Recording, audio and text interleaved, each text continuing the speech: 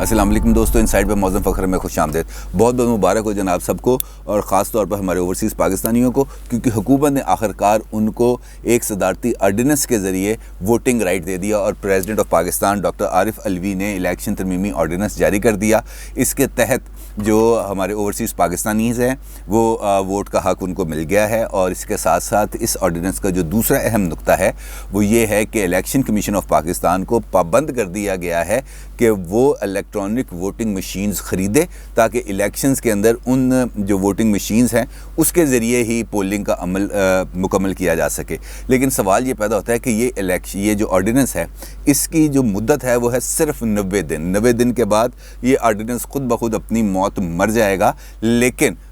جو سوال ہے وہ میرا یہ ہے کہ 90 دن کے اندر ایسا کون سا خاص کام ہونے والا ہے جس کے لیے صدر مملکت کو تمام تر جو پروسیجرز ہیں اس کو بالائے طاق رکھتے ہوئے، پارلیمنٹ موجود ہے، پارلیمنٹ کا سیشن بلا کے اس پہ بات ہو سکتی تھی، لیکن پریزیڈنٹ آف پاکستان نے ان تمام چیزوں کو مد نظر نہیں رکھا، اور حکومت کی طرف سے جو آرڈیننس آیا اس کو انہوں نے فوری طور پر منظور کیا اور منظور کر کے نافذ العمل کر دیا۔ 90 دن کے اندر اب الیکشن کمیشن آف پاکستان کو یہ ہدایت کی گئی ہے کہ وہ الیکٹرانک ووٹنگ مشینز خریدے، لیکن اس پر جو ووٹنگ رائٹ ہے اوورسیز پاکستانی اس کے لیے وہ صرف 90 دن کا ہے۔ اور اگر ہم اس بات کو، اس مفروضے کو، یا جو اس وقت پبلک اوپینین ہے اس بات کو ہم تسلیم کر لیں کہ 90 دن کے اندر پاکستان کے اندر کوئی ایسی تبدیلی ہونے جا رہی ہے جس کے نتیجے میں نئے الیکشن ہوں گے، اور حکومت نے اس چیز کو پریمپٹ کرتے ہوئے اس آرڈیننس کو نافذ کیا ہے، تو اس کا مطلب یہ ہے کہ ہم ایک نئے الیکشنز کی طرف بڑھتے جا رہے ہیں، اور 90 دن کے بعد جو الیکشنز ہونے جائیں گے ان الیکشنز کے لیے ہمارے پاس ایک قانون موجود ہے جو اس آرڈیننس کے تحت ہے، اور اس آرڈیننس کے تحت جو انتخابی عمل ہے وہ وقوع پذیر ہوگا۔ لیکن حکومتی حلقے جو اس آرڈیننس کے جاری ہونے کے بعد جب ان سے میں نے یہ سوال کیا مختلف وفاقی وزراء کے ساتھ،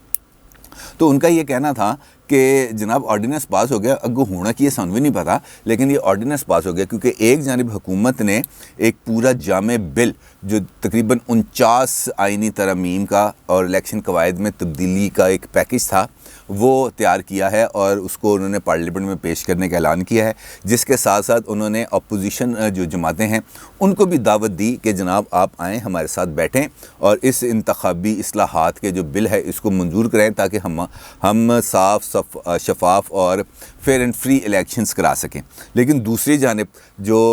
جب اپوزیشن نے یہ کہا کہ جناب ہم جب بھی آپ کے پاس آ کے بیٹھتے ہیں تو ہم پہ یہ الزام لگ جاتا ہے کہ ہم آپ سے کوئی اپنے لیے رعایت مانگ رہے ہیں، اور آپ یہ کہنا شروع کر دیتے ہیں کہ NRO آ گیا، لہٰذا بہتر یہ ہے، اور میرا خیال ہے یہ بڑی اچھی تجویز تھی کہ الیکشن کمیشن آف پاکستان کو اس بات کے لیے ان کو کہا جائے، ریکویسٹ کی جائے کہ وہ انتخابی اصلاحات کے لیے، کیونکہ اس کا پریروگیٹو ہے کہ وہ ملک کے اندر فری اینڈ فیئر الیکشنز کرائے، وہ تمام سیاسی جماعتوں کو اپنی تجاویز کے ساتھ طلب کرے کہ جناب تمام سیاسی جماعتیں جو اس وقت پارلیمنٹ کے اندر موجود ہیں وہ اپنی تجاویز لے کے آئیں، ان تجاویز کے اوپر بات چیت ہو، اور جن تجاویز کے اوپر کنسنسس ہو اس پر مشتمل ایک جو بل ہے وہ مشترکہ بل وہ پارلیمنٹ کے اندر پیش کر دیا جائے، اور چونکہ اس پہ تمام جماعتیں آن بورڈ ہوں گی، الیکشن کمیشن آن بورڈ ہوگا، لہٰذا کسی کو کوئی اعتراض کا موقع نہیں ملے گا۔ لیکن حکومت نے اس تمام تجاویز کو رد کر دیا، انہوں نے اس کو بات کو تسلیم کرنے سے انکار کر دیا، اور انہوں نے کہا کہ جناب ہم آرڈیننس لے کے آئیں گے۔ اور لاسٹ جو فیڈرل کیبنٹ کی میٹنگ تھی، اس میٹنگ کے اندر جہاں پہ بہت سارے معاملات پر زیر بحث آئے، اور جہاں کی انسائڈ سٹوری میں نے آپ کو دی تھی، جہاں پہ پرائم منسٹر نے یہ کہا تھا کہ باقی باتیں اب چھوڑ دیں، بس آپ تیاری کریں اور اپنے حلقوں میں جائیں، لوگوں سے رابطہ رکھیں، اور الیکشن سے پہلے ترقیاتی فنڈز وصول کریں تاکہ آپ اپنے حلقے کے اندر ترقیاتی کام کرا سکیں۔ تو اس سے بھی اس بات کا اشارہ مل رہا تھا کہ پرائم منسٹر آف پاکستان یہ چاہتے ہیں کہ ہم جلد از جلد الیکشن کے اندر جائیں، کیونکہ اب ان کے پاس شاید آپشنز بہت زیادہ محدود ہیں،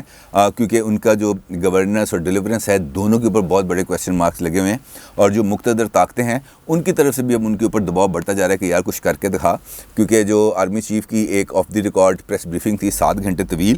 اس کے اندر بھی گورنمنٹ کی پرفارمنس کے اوپر بہت بڑے بڑے سوالیہ نشان اٹھائے گئے تھے۔ اب یہ جو آرڈیننس آ گیا ہے الیکشن ترمیمی آرڈیننس، اس آرڈیننس کے تحت پابند کر دیا گیا ہے الیکشن کمیشن کو کہ جناب آپ نے EVMs یعنی کہ الیکٹرانک ووٹنگ مشینز خریدنی ہیں۔ اب الیکشن کمیشن کو اس بارے میں جو الیکشن کمیشن کے ذرائع سے بات ہوئی ہے، ان کا یہ کہنا ہے کہ ہمارے ساتھ کسی نے بھی اس حوالے سے کوئی بات نہیں کی۔ آج تک ہمیں اس الیکٹرانک ووٹنگ مشین جو پریزیڈنٹ آف پاکستان نے جس کے اوپر ایک بریفنگ بھی دی، مختلف اخبارات مختلف چینلز کو انہوں نے انٹرویوز بھی دیے، اس کا کوئی پروٹوٹائپ ہمیں نہیں دیا گیا۔ اب ہمیں نہیں پتہ کہ انہوں نے کون سی جو ووٹنگ مشین ہے اس کی کارکردگی کو جج کیا ہے اور کارکردگی کو اپنے طور پر جج کر کے اس مشین کو فائنل کیا ہے، اور اب وہ ہم کو کہہ رہے ہیں کہ آپ یہ والی مشینیں خرید لیں کیونکہ یہ مشینوں کو ہم نے بالکل اپروو کر دیا ہے، لیکن اس کا کوئی پروٹوٹائپ، اس کا کوئی جو پریزنٹیشن ہے، اس کے جو میکنگ کا پروسیس ہے، اسے ہمیں بالکل باہر رکھا گیا ہے۔ لہٰذا ہم اب اندھوں کی طرح ایک حکم پر کس طرح عمل درآمد کریں، اور یہ بالکل پاسبلٹی نہیں ہے۔ اب الیکشن کمیشن آف پاکستان اس بات پر غور کر رہا ہے کہ کس طریقے سے اپنے جو ان کے یہ جو EVM کا جو پروسیس ہے، الیکٹرانک ووٹنگ مشینز کی پرچیز کا جو معاملہ ان کے ذمہ لگایا گیا ہے 90 دن کے اندر، وہ کس طریقے سے اس کو خریدیں گے، کیونکہ نہ تو ان کے پاس مشینز کے سیمپلز موجود ہیں، نہ انہوں نے اس کے پروٹوٹائپس دیکھے ہیں، نہ ان کو پریزنٹیشن ملی ہے، اور نہ ہی مشینیں خریدنے کے لیے کوئی بجٹ ان کو دیا گیا ہے، اور نہ ہی مشینوں کی کوئی کاسٹنگ کی ان کو ڈیٹیلز دی گئی ہیں کہ جناب ایک مشین آپ کو اتنے پیسوں کی پڑے گی۔ کسی کو کچھ نہیں بتایا گیا، لیکن اندھوں کی طرح ایک فوری طور پر ایک خواب آیا، خیال آیا، یا انہوں نے کہا کہ جناب آپ مشینیں خریدیں اور بس فٹافٹ مشینیں خریدیں کیونکہ ہم نے الیکشن میں جانا ہے۔ تو بڑا ایک عجیب و غریب، بڑی ایک میسی سی سچویشن ڈیولپ ہو گئی ہے، اور حکومت اب خود اس بات کا اقرار کر رہی ہے اور اپنے عمل سے اس بات کا ثبوت دے رہی ہے کہ یہ سیٹ اپ زیادہ دیر چلتا ہوا نظر نہیں آ رہا، اور الٹیمیٹلی اس سیٹ اپ نے کلیپس کرنا ہے اور اس کے بعد انتخابات کی طرف جانا ہے، کیونکہ حکومت اور اپوزیشن دونوں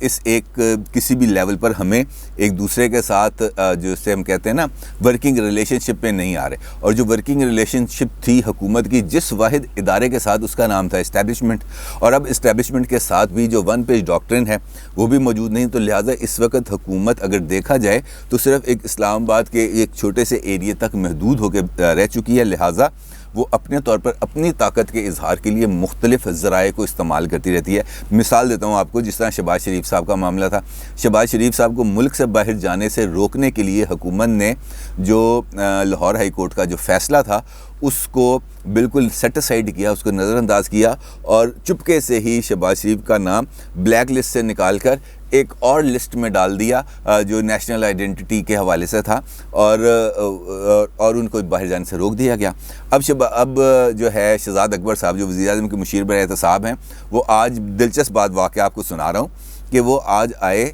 پریس کانفرنس کرنے کے لیے، اور پریس کانفرنس کے اندر انہوں نے کہا کہ میں آج اپنے ساتھ ثبوتوں کے انبار لے کے آیا ہوں، میرے پاس 50 جلدیں موجود ہیں جس کے اندر شہباز شریف صاحب کی کرپشن کے ثبوت ہیں۔ تو سوال یہ پیدا ہوتا ہے کہ یہ جو کرپشن کے جو ثبوت ہیں یہ آپ اپنے ساتھ بغل میں لے کے پھر رہے ہیں، تو بھائی ان کو عدالتوں میں جمع کیوں نہیں کراتے؟ عدالتوں میں جمع کراؤ تاکہ وہ ثبوتوں کو عدالتیں دیکھیں، آپ کے وٹنسز پورے ہوں، تاکہ شہباز شریف صاحب کے خلاف کوئی فیصلہ ہے۔ یہ ثبوت اپنے ساتھ لے کر پھرنے پر اور صحافیوں کو اس بات کی دعوت دینے پر کہ آئیں یہ دیکھیں میرے پاس ثبوت موجود ہیں، تو اس سے تو آپ کسی کو ملزم یا مجرم ڈکلیئر نہیں کر سکتے، سوائے ایک کام کے جو آپ اس سے حاصل کرتے ہیں، اور وہ آبجیکٹو صرف اور صرف یہ ہے کہ آپ کے جو حمایت یافتہ لوگ رہ گئے ہیں، جو آپ کے ورکرز رہ گئے ہیں، آپ صرف ان کے سامنے یہ ایک نیریٹو کو بلڈ کرتے ہیں کہ دیکھیں ہم اپنے طور پر جو ہمارے ملک کے اندر جو کرپشن ہے، جو کرپٹ مافیا ہے، جو کرپٹ لیڈرز ہیں، ہم ان کو جیل میں ڈالنے کے لیے، ان کو سزائیں دینے کے لیے اور ان کو عبرت کا نشان بنانے کے لیے دن رات کوششیں کرتے رہے، لیکن ہمیں جو ہے عدالتوں کی طرف سے کوئی ریلیف نہیں ملا۔ تو معاملہ یہ ہے کہ آپ عدالتوں کے اندر جائیں تو صحیح، جب آپ ثبوت پیش نہیں کریں گے، کیونکہ خود لاہور ہائی کورٹ نے جو شہباز شریف صاحب کی ضمانت کا جو فیصلہ تھا اس کے اندر لکھا ہے، خود عدالت نے اپنی آبزرویشنز دی ہیں کہ جناب یہ نیب نے خود تسلیم کیا ہے منی لانڈرنگ کے کیس کے اندر کہ ان کے خلاف کوئی ہمارے پاس ثبوت ہی نہیں ہے۔ تو جب ثبوت نہیں ہے تو یہ آپ نے جو اپنے پاس رکھی ہوئی ہیں 50 جلدیں، یہ کیا ہے؟ تو یہ کہانی ہے، اس کے علاوہ اور کچھ نہیں ہے، کیونکہ حکومت کے پاس خود اپنے لیے سپیس بہت حد تک کم ہوتی چلی جا رہی ہے۔ اب الیکشن کمیشن جس طریقے سے میں ابھی آپ کو بتا رہا ہوں کہ جو آرڈیننس جاری کیا گیا 90 دن کی اس کی مدت ہے، 90 دن کے بعد اس نے ختم ہو جانا ہے یا اس نے توثیق کے لیے جانا ہے پارلیمنٹ کے اندر، اور پارلیمنٹ اس کی یا تو توثیق کرے گی یا اس کو مسترد کر دے گی۔ اگر توثیق کرے گی تو وہ ایک ایکٹ آف پارلیمنٹ بن جائے گا اور اس کے تحت آگے معاملہ چلے گا۔ لیکن الیکشن کے پروسیس کو مکمل طور پر تبدیل کرنے کے لیے آپ کو آئینی ترمیم کی ضرورت پڑے گی، جو ایکٹ آف پارلیمنٹ اس کے لیے ناکافی ہوتا ہے، لہٰذا آپ کو مکمل طور پر آئینی ترمیم کرنی پڑے گی۔ اور آئینی ترمیم کے لیے جو راستہ ہے وہ آپ نے خود اختیار کیا تھا کہ آپ نے آئینی ترمیم کا ایک پیکج بنایا تھا اور آپ نے اس کو پارلیمنٹ کے فلور کے اوپر پٹ کر دیا تھا، لیکن آپ خود اب اس سے پیچھے ہٹ گئے اور آرڈیننس کا سہارا لے لیا۔ پیپلز پارٹی نے تو اس آرڈیننس کو آؤٹ رائٹلی مسترد کر دیا۔ رضا ربانی صاحب نے آج جو چیئرمین سینٹ بھی رہے ہیں، بڑے سیزنڈ پولیٹیشین ہیں اور وہ ایسے پولیٹیشین ہیں جن کی ہر جماعت کے اندر بہت زیادہ رسپیکٹ ہے، کیونکہ وہ بالکل حق بات کرتے ہیں، نپی تلی بات کرتے ہیں اور کیلکولیٹڈ بات کرتے ہیں، اور کسی بھی سیاسی جماعت کے اندر ان جیسا اپ رائٹ آدمی کم از کم میری نظر سے نہیں گزرا۔ تو رضا ربانی صاحب نے آج اس آرڈیننس کو مسترد کر دیا۔ انہوں نے کہا کہ یار اس میں ہے کیا چیزیں ہیں جو آپ اس میں لے کے آ رہے ہیں، کیونکہ اگر ہم یہ دیکھیں کہ جو ای وی ایمز کا معاملہ ہے تو الیکشن کمیشن آف پاکستان نے آج سے تقریباً کوئی 10 سال پہلے ایک پائلٹ پروجیکٹ کیا تھا اس حوالے سے مشرف صاحب کا ٹینیور کے اندر، کہ ہم کس طریقے سے یہ جو ہے الیکٹرانک ووٹنگ مشینز کو استعمال کر سکتے ہیں۔ تو اس پروجیکٹ کے لیے انہوں نے کچھ مشینیں بنائی بھی تھیں اور ایک حلقے کے اندر اس کو استعمال کرنے کی بھی کوشش کی تھی، لیکن وہ کامیاب نہیں ہو سکا تھا، جس پر الیکشن کمیشن نے رپورٹ دی تھی، خود تحریری طور پر رپورٹ دی تھی کہ یہ منصوبہ ناقابل عمل ہے ہمارے حالات کے اندر، اور ہمارے جو سوسائٹی کا جو براٹ اپ ہے اس کے اندر ہم یہ ابھی ای وی ایم مشینز کو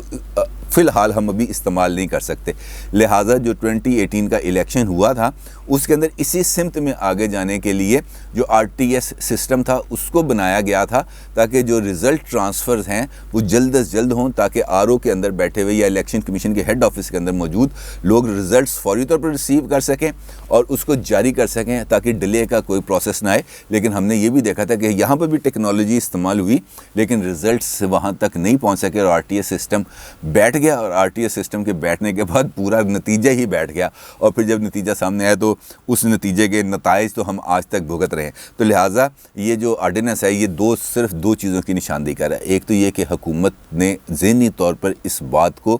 تسلیم کر لیا ہے کہ اب ان کا جانے کا وقت آ گیا ہے اور اس جانے کی وہ تیاری کر رہے ہیں۔ اوورسیز پاکستانیز کا معاملہ ہے اور حکومت یہ سمجھتی ہے کہ اوورسیز پاکستانی اس کے لیے ایک ایڈیشنل ووٹ بینک ہے، لہٰذا اس ایڈیشنل ووٹ بینک کو وہ اپنے ساتھ اٹیچ کرنا چاہتے ہیں اس آرڈیننس کے تحت۔ لیکن یہ بھی وہ جو اوورسیز پاکستانیز ہیں ان کے لیے بھی یہ آرڈیننس صرف ایک